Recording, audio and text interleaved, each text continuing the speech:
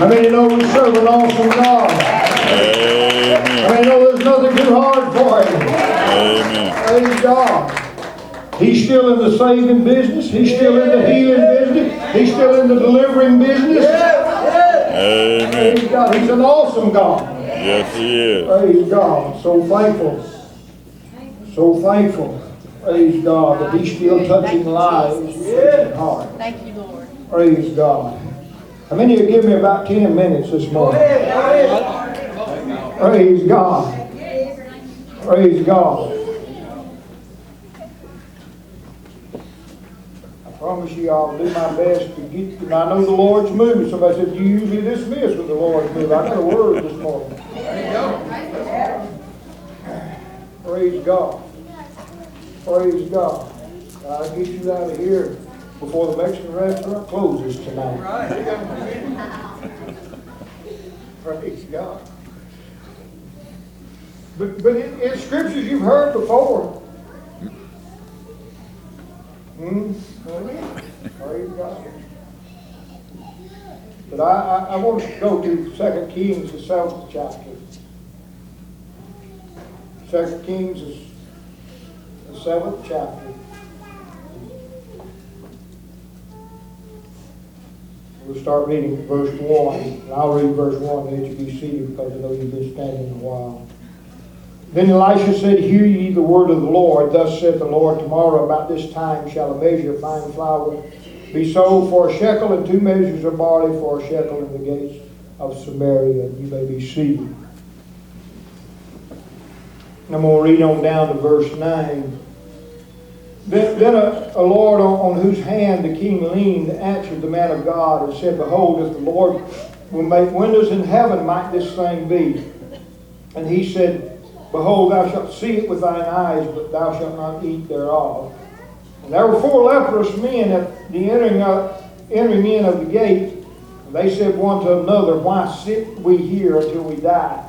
If we say we will enter into the city, then famine is in the city, and we shall die there. If we sit still here, we die also. Now therefore come and let us fall into the host of the Syrians. If they save us alive, we shall live.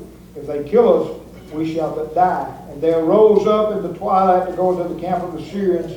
When they were coming to the uttermost part of the camp of Assyria, behold, there was a man there. For the Lord had made the host of the Syrians to hear a noise of chariots, and a noise of horses, even the noise of a great host.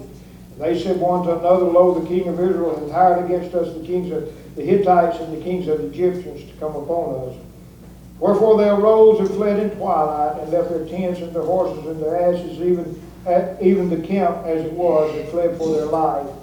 And when these lepers came into the uttermost part of the camp, they went into the one tent, and did eat and drink, and carried thence silver and gold and raiment, and went and hid it, and came again and entered into another tent, and carried thence also, and went and hid it. Then they said one to another, we do not well. This day is a good day. This day is a day of good tidings, and we hold our peace. If we tarry till the morning light, some mischief will come upon us. Now therefore come, that you may go and tell the king's household. The choices that we make sometimes, how many know the choices that we make affect our lives? We find, as we read in this story of famine had been in the land, and or the city of Samaria there, as they were being surrounded by the enemy and afraid that the enemy was going to destroy them. But as you look in these passages of Scripture, we find the Bible teaches of these 4 leprous men that were sitting on the outside of the gate of the city because they wasn't allowed in the city. And they made a choice that day that they were going to get up and do something about the situation that they were in. And it was a choice that made not only brought their deliverance, but it brought the deliverance of the city of Samaria. So it's all about the choices we make in this life that we live in. For just a little while, and I'll be quick this morning, hopefully. But I want to use this for a thought for just a little while, is you don't have to stay there. You don't have to stay there. See, they didn't have to sit there. They had a choice. They didn't have to sit there in the situation that they were in. They knew that if they continued to sit there, that they were going to die. And they had to do something about the situation that they were in. So they chose to get up from where they were at and go to the camp of the Syrians, even though they knew it might mean their death. But they realized one thing, that they didn't have to stay there. Right. Amen. They didn't have to stay there. See, we find ourselves in situations a lot of times. We find ourselves with our back against the wall a lot of times, and sometimes because our back against the wall is because of choices that we made. But you have the right to choose in whether you stay in that situation or not. Amen. See, you don't have to stay there. They realize I don't have to stay in this situation that I'm in. I don't have to stay in this trouble that I'm in. I can make a choice to get out of it. I'm afraid sometimes too many people are too comfortable in the sin that they're in or the situation that they're in, knowing they need to change, but sometimes they're afraid of the change or don't want to change. But I'm here to tell you, if you're miserable in the situation you're in, or you're miserable in the sin that you're in, you don't have to stay there.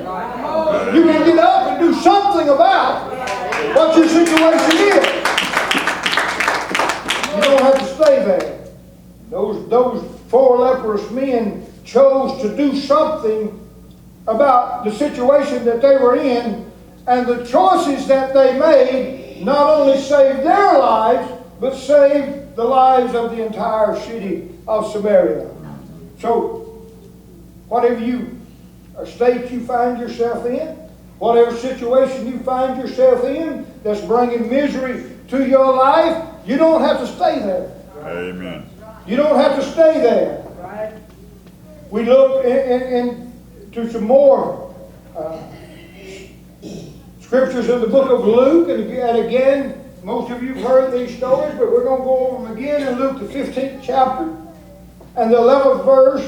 The Bible said, and he said, a certain man had 2 sons, and the younger of them said to his father, Father, give me the portion of goods that falleth to me.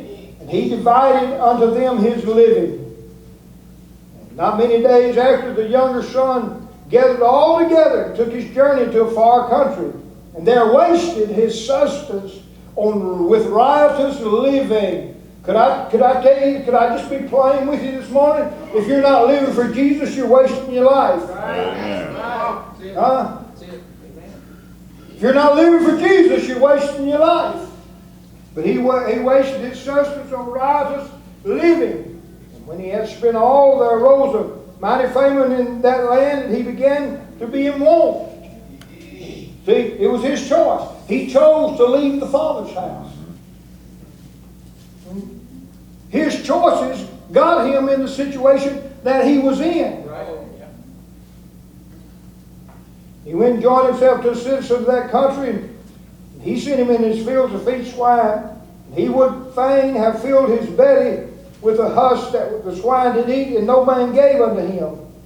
And when he came to himself,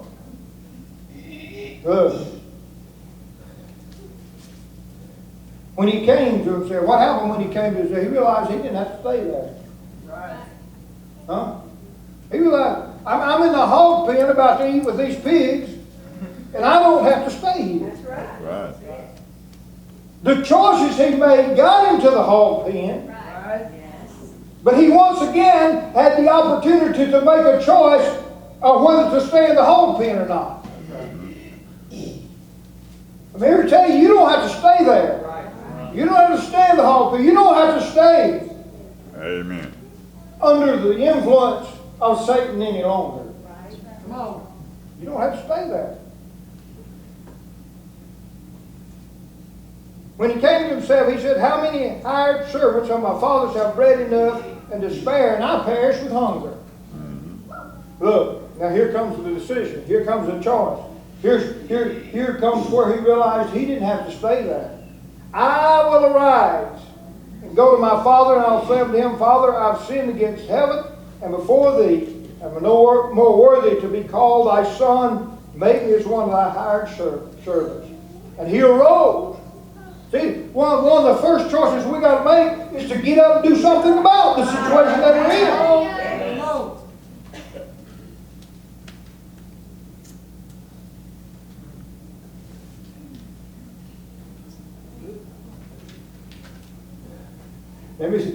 Let me see how I can put this delicately.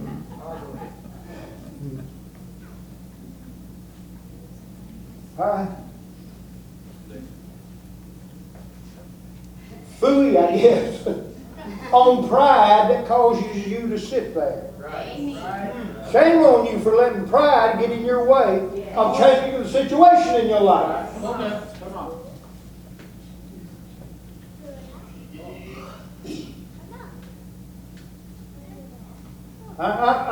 I'm pretty sure the prodigal son had done wallered all his pride out in the hog heap.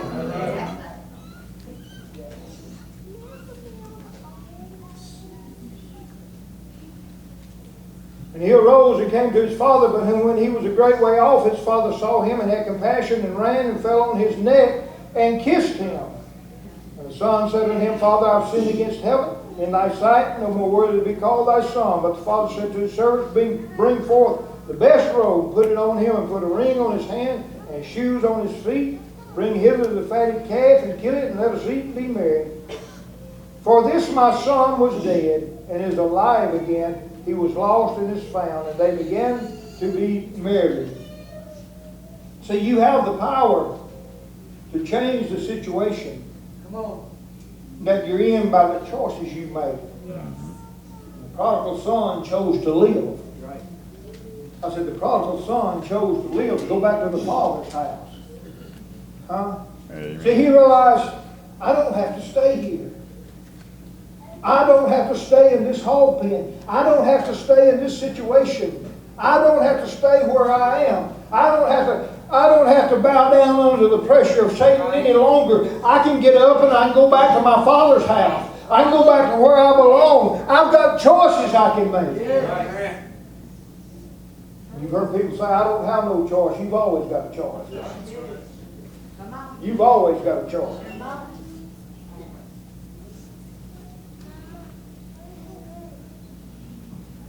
And you can change things by the power of your choice. Right.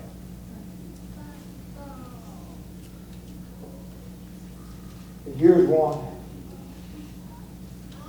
In the book of John, the 5th chapter.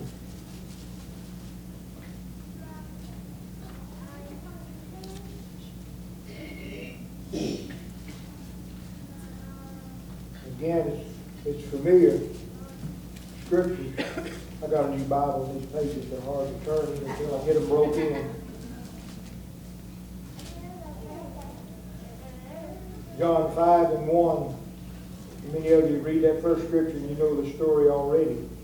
But there's something I was reading this other day and it just hit me. It said after this there was a feast of the Jews, and Jesus went up to Jerusalem. Now there's at Jerusalem by the sheep market a pool, which is called in the Hebrew tongue Bethesda, having 5 porches.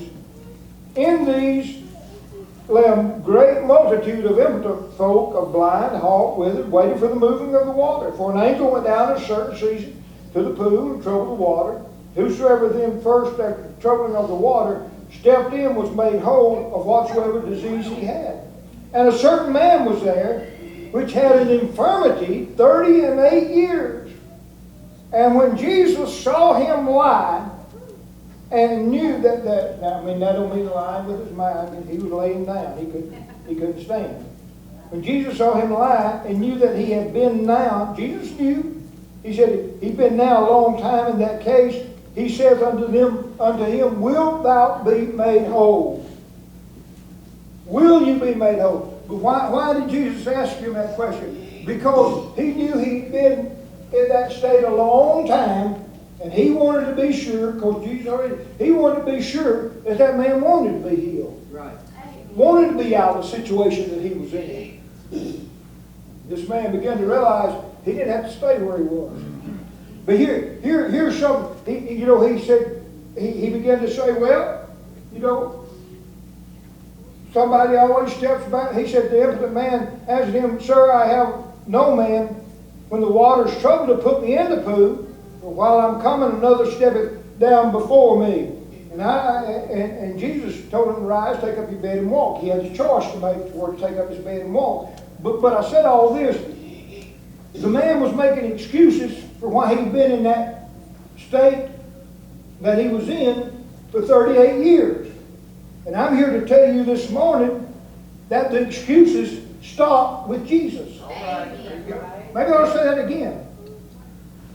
Once Jesus said, will you be made whole, that was the end of the excuses. And the excuses you make for the situations that you're in and not doing nothing about them, those situations stop with Jesus. Amen. That's as far as it's going to go.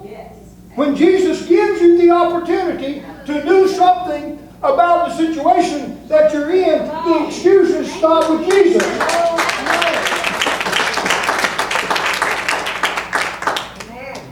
So stop the excuses. But Jesus said, rise, take up thy bed and walk. And immediately the man was made whole and took up his bed and walked. And the same day was the Sabbath.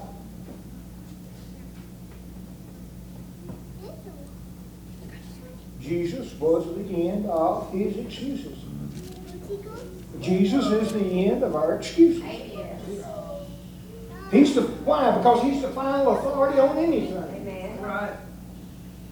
He's that final authority on anything.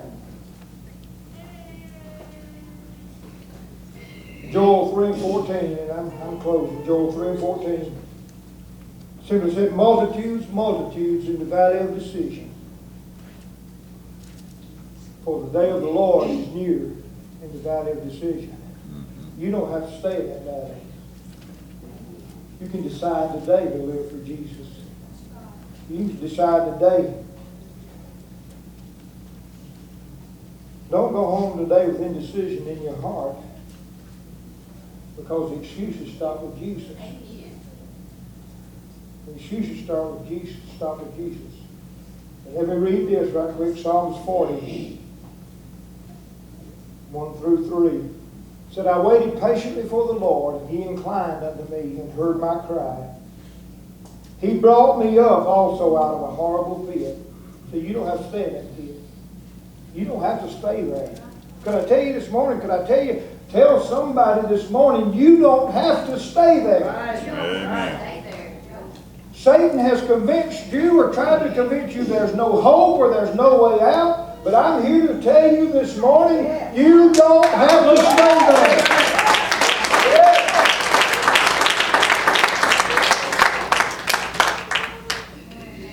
He brought me up also out of a horrible pit, out of the miry clay, and he set my feet upon a rock and established my goings. He hath put a new song in my mouth, even praise unto our God. Many shall see it and fear and shall trust in the Lord. Praise God. Why? Because of the choice you made to let God bring you out of that situation that you're in. The choice not to stay where you're at. You don't have to stay there. Somebody say, I'm not as close to God as I want to be. Well, you don't have to stay there. Get closer. Get closer. It's your choice. It's your choice. See, what happens today, the rest of the day, or what happens tomorrow, depends on the choices we make. But I'm here to tell you, whatever Satan is tormenting you with, you don't have to stay there. Praise God. Let's all stand. Come on, gather around front for closing worship and closing praise as they sing.